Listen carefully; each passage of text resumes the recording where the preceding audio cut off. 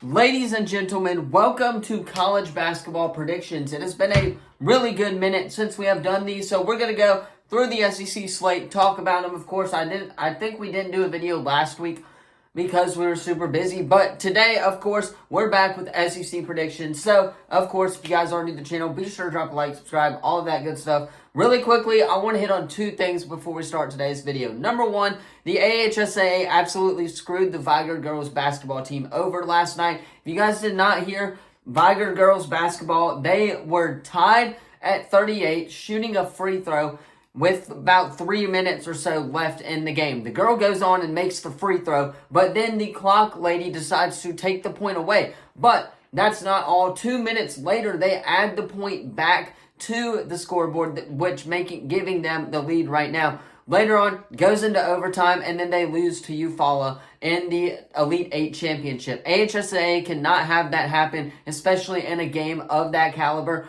going with Final Four implications on the line for them. That's my hit number one on that. AHSAA, I want to give some thoughts on that really quickly, just because they're a local team. They definitely deserve to go to the Elite 8, in my opinion, and they almost won that game in overtime too, but really, it was the AHSAA that screwed them over, of course. And always, though, of course, the next thing going on to before we hop into predictions, of course, is EA College Football is back. If you guys did not hear the details, players can now choose to opt in within their game. If they opt in, they will get $600 of NIL money, and they will also get a copy of the video game. The broadcast team will include Chris Fowler, Kurt Herbstreit, Reese Davis, all of the game day guys for the most part. I believe David Pollack is also going to be in there from ESPN, broadcasting-wise, and all 134 FBS schools have accepted, including Notre Dame. Now, it is up to the players, and players take this game, go play with your friends, obviously.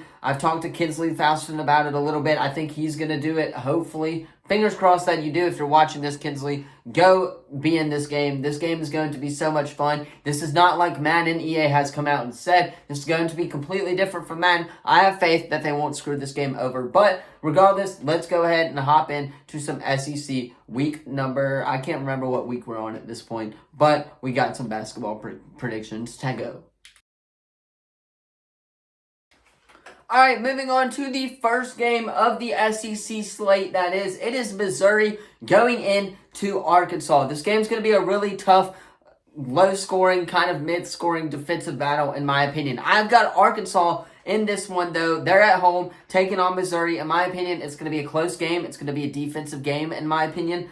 Both teams don't really shoot the three ball all that well. But when Missouri gets hot, they're on, and they can make a run going to the tournament and the SEC tournament and stuff like that. But I'm going to take Arkansas here. It's at their stadium. It's at Bud Walton Arena. It's going to be a sellout for the most part. So I'm going to give the advantage to the home team here just because they're at home, and I don't know that much about Missouri. So Arkansas, you will get the win against Missouri.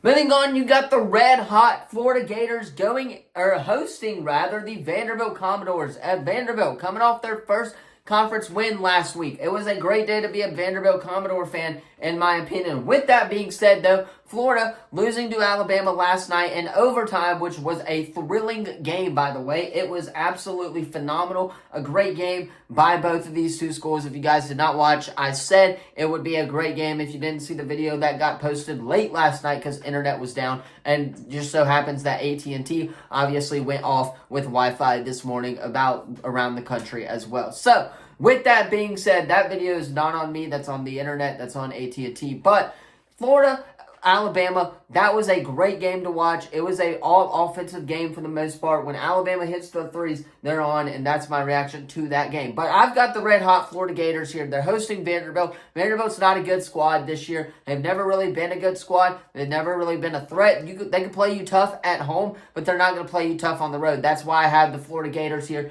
at home. They're red-hot. The loss to Alabama, they're going to be furious, and when they play them in 2 weeks, they will get the win. But for now, Vanderbilt, you're taking the L in this one. Gators get the dub.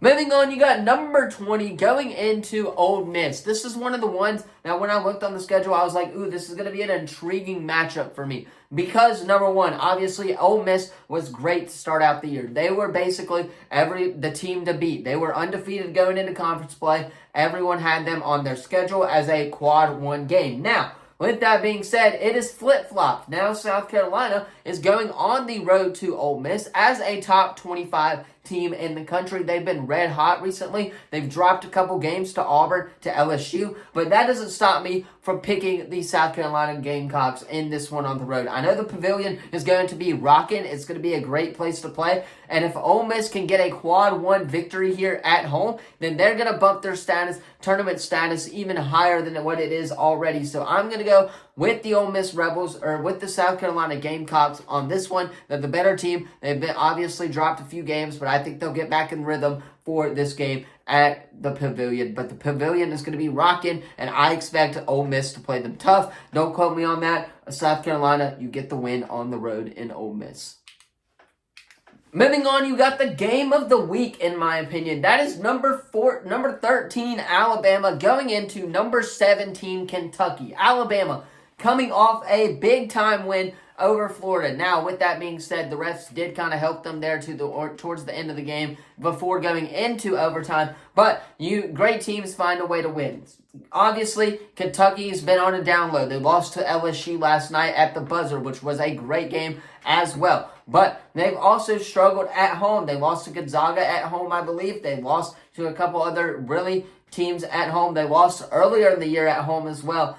But with that being said, I'm going to go Kentucky here. They're playing Alabama. They're going to be motivated. Alabama obviously is going to be playing great ball as well. But I just don't want to pick Alabama in this matchup. For me, gives me comfort saying that because of how important this game is going to be for conference tournament seeding. And I hope that Kentucky can get the win. And that's who I'm picking this week against Alabama. I'm sorry, Alabama fans, but I just got to go get you because of the Tigers and what they need for y'all to do.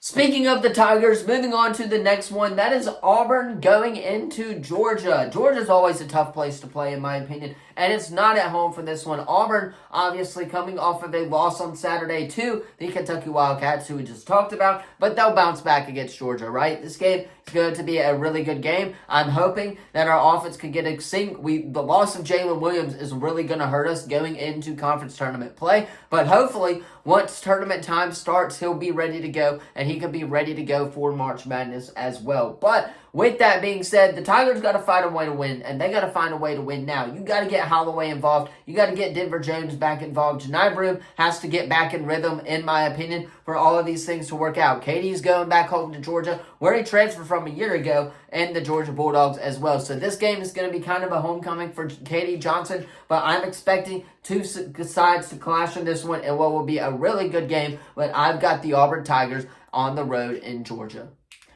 Moving on, you got one of the more intriguing matchups of the week. That is A&M going into Tennessee. Now, I'm going to take Tennessee at this one. They've been red hot recently. The number 5 team in the country right now. Obviously, in conference play, not looking so great. But it is at home for them. I've got Tennessee in this one. A&M's kind of struggled this year a lot recently. They're going to be a team to watch in the tournament, though. But for now, Tennessee's going to get the win at home. Moving on, you got Mississippi State. That was a bad voice crack. Going into the LSU Tigers. I'm going to go with LSU here at Pete Makovich Center. In my opinion, it's the place to be right now. They just coming off a great win against Kentucky. That stadium's going to be rocking. I may try to go to this game. Tickets are only $1 is what I'm seeing here. So if I can get Ben or somebody else to go with me, I would gladly take that opportunity to go to LSU as well. But with that being said, LSU's got to play their brand of basketball to win this game. I think they're going to. I think Mississippi State, obviously, they're coming off of some good wins as well, I believe.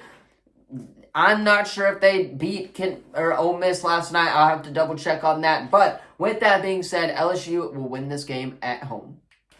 And that's going to be all for today's video. If you haven't already, let me know what you thought of it in the comments down below. Don't forget to like, subscribe, turn that bell on. Of course, we try our best to post on this channel every single day. MLS is back this weekend, guys. Messi, obviously, and Inter Miami got the 2-0 dub against Real Salt Lake last night. It was a great game. The blocked free kick, penalty kick that Messi had was crazy to see. I've never seen that happen where he's missed that and got blocked before. So congratulations to the Real Salt Lake goalkeeper on that. That's a big accomplishment in my opinion. They still lost though, as full MLS play starts back on Saturday, and we'll talk about that more tomorrow in tomorrow's franchise video. But that's going to be all for today's video. Again, let me know what you thought of it in the comments. Don't forget to like, subscribe, turn that bell on, all that good stuff. Thank you all so much for watching, and I will see you in the next video. Peace.